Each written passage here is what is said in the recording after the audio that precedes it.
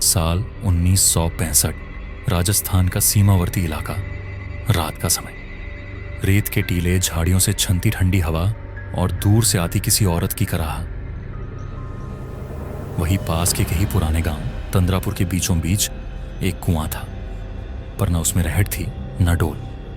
उसके चारों तरफ कांटेदार झाड़ियों की बाड़ लगी।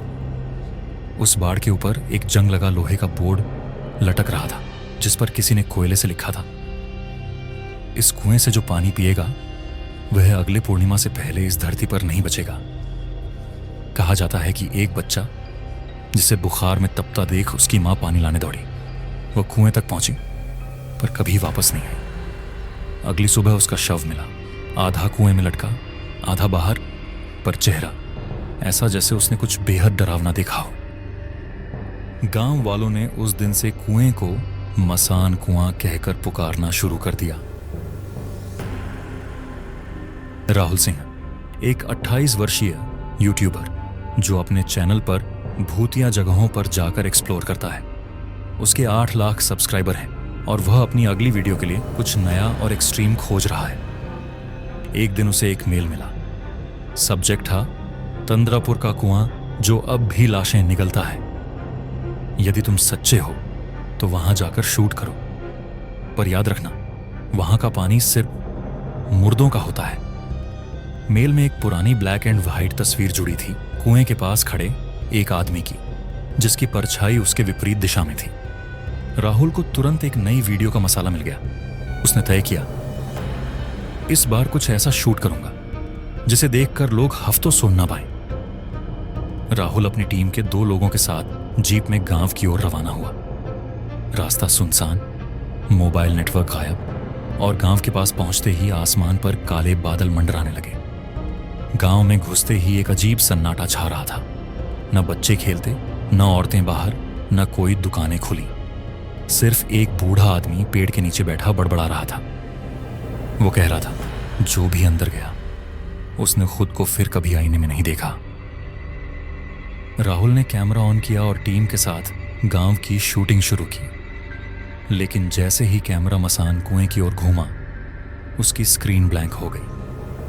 कुएं के पास पहुंचते ही ठंडी हवा चलने लगी, जैसे वह किसी और ही दुनिया की सीमा हो। टीम की सहायता से कुएं के किनारे एक लोहे की जंजीर से ढंके हुए लोहे के ढक्कन को हटाया गया। राहुल ने गोप्रो कैमरा कुएं के अंदर डाला। 20 फीट, 40 फीट, 70 फीट, और फिर कैमरे की स्क्रीन पर एक झलक दिखी, एक चेहरा पर उल्टा। उसके बाल ऊपर की ओर उड़ रहे थे, जैसे वह पानी में नहीं हवा में हो। और तभी कैमरे की लाइट बंद हो गई। टीम के एक सदस्य अंकित ने डर कर पूछा, भाई, वो जो चेहरा था उसने अपनी आंखें खोल रखी थी। राहुल ने डर की परवाह किए बिना कुएं से एक छोटी शीशी में पानी भरा और कैमरे के सामने मुस्कुराते हुए बोला, आज हम देखेंगे इस पानी में सच में कुछ है या नहीं। मैं इसे अब पीता हूं। टीम ने उसे बहुत रोका, पर उसने मजाक उड़ाते हुए पानी पी लिया। उसके पीते ही कैमरे के माइक्रोफोन में एक बेहद अजीब आवाज रिकॉर्ड हुई, मानो सैकड़ों लोग एक साथ कान में चीख रहे हों। तू यहां से जा नहीं पाएगा, अब तेरा नाम भी मिट्टी में खो जाएगा। राहुल कुछ देर हंसा, लेकिन फिर उसकी आंखें धीरे धीरे लाल होने लगी। उसकी गर्दन धीरे धीरे पीछे झुकने लगी, जैसे कोई उसे पीछे खींच रहा हो। फिर अचानक सब शांत हो गया। राहुल ने कहा, मुझे कुछ नहीं हुआ, सब अफवाह है। पर रात को सब बदल गया। दरअसल वहीं पास में ही एक खाली पड़े सुनसान घर में राहुल रुका था। राहुल कमरे में था। दीवार पर लगी घड़ी की सुइयां उल्टी दिशा में घूम रही थी। दरवाजे की दरार से कुछ काला सा धुंधला सा साया अंदर घुसा और राहुल को नींद की अवस्था में उठाकर बाहर ले गया।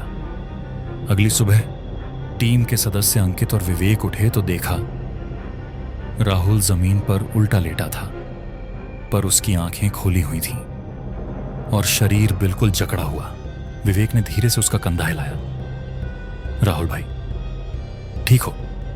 राहुल ने सिर घुमाया, पर अब उसकी आंखों की पुतलियां वो नहीं थी, बस सफेद खालीपन।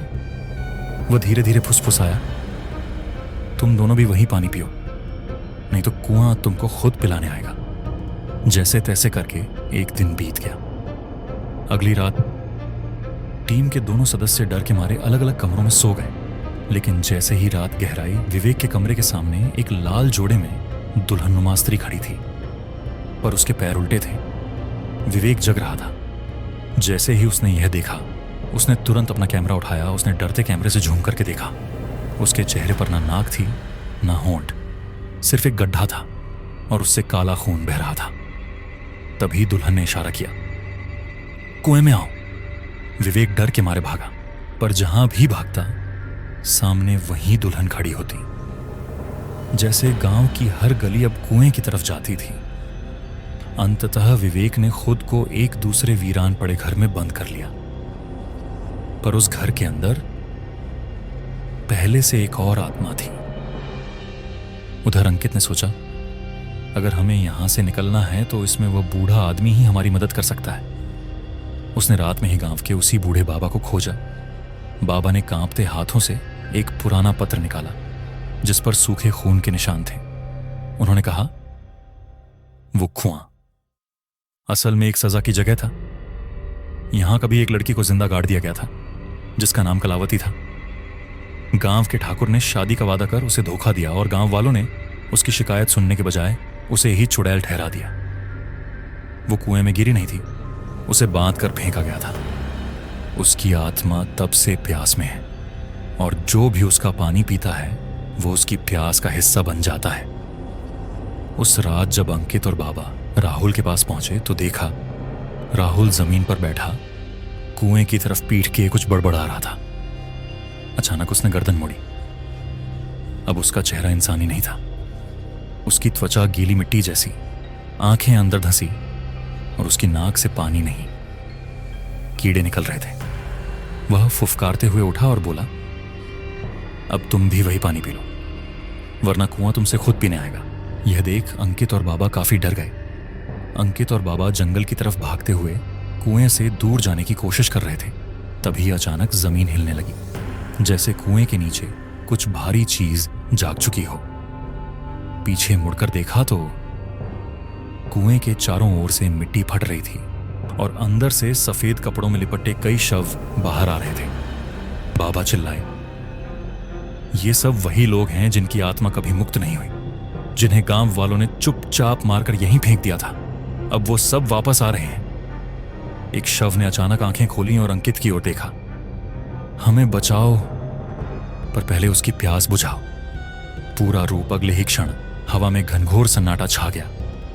कुएं की जगत पर एक स्त्री आकृति प्रकट हुई। पूरा शरीर लाल साड़ी में, बाल खुले, पैर उल्टे और हाथों से लहू टपकता हुआ कलावती की आत्मा। उसने धीमे स्वर में कहा, मैंने सिर्फ प्रेम चाहा था, पर मुझे मिला बलात्कार, धोखा और जलालत। अब कोई प्रेम नहीं, अब सिर्फ सजा।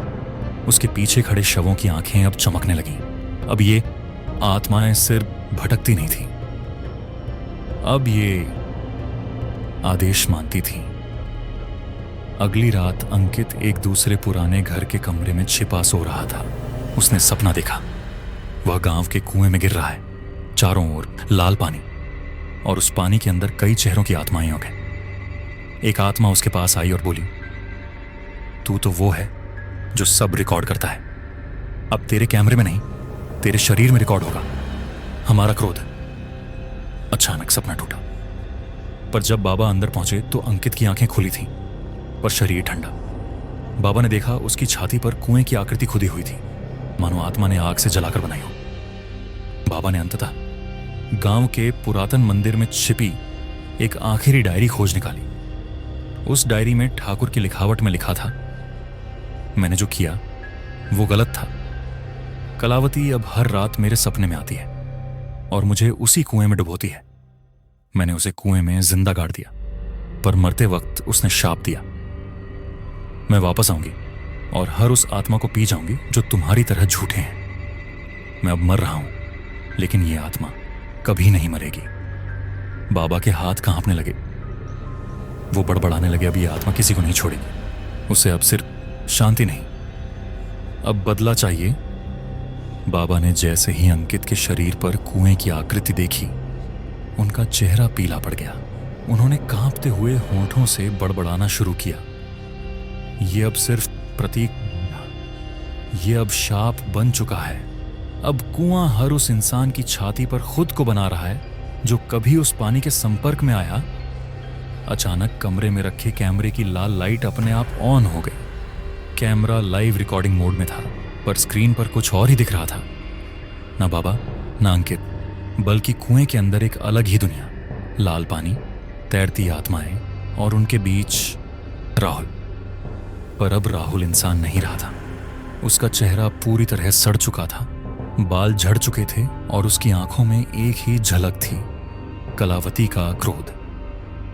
वह कैमरे की ओर देखते हुए बोला, जो मुझे देखेगा वो मेरी जगह लेगा, और अब ये वीडियो अपलोड हो चुका है। बाबा ने तुरंत कैमरा उठाया और जमीन पर पटक दिया, लेकिन बहुत देर हो चुकी थी। 3 दिन बाद राहुल का YouTube चैनल पर एक वीडियो खुद अपलोड हो गई थी।